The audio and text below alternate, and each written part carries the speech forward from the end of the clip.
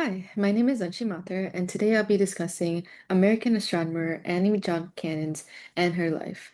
Um, and so to begin, to preface her college experience, Annie John Cannon was born in 1863 in Delaware, to a state senator and his second wife. Her mom became a really influential figure in her life, especially with her journey in astronomy. So very early on, her mom showed her the different constellations in the sky and encouraged Cannon to attend colleges and study the sciences, which she did.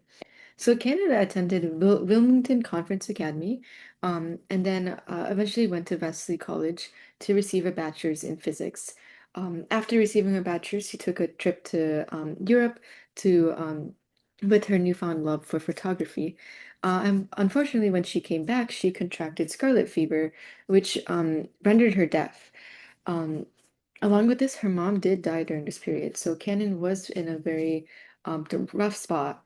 But luckily, she was able to she got offered a job as a junior physics teacher at Wesley College, which also allowed her to take graduate courses during her time there. That allowed her to also get her master's there as well in astronomy and physics. She also then attended Radcliffe to continue working under a man named Edward C. Pickering. And at that time, Pickering was the director of the Harvard College Observatory. So after her studies, Cannon joined the Harvard College Observatory, and she was there named as an assistant and nicknamed as Pickering's woman. And so Pickering himself was really looking to document a good amount of stars. He used the classification system A through Q, um, and judge stars based on the strength of their hydrogen spectrum lines. Canon did the same, but she basically created her own system, the OBA, FGK, and M system, which is still used today.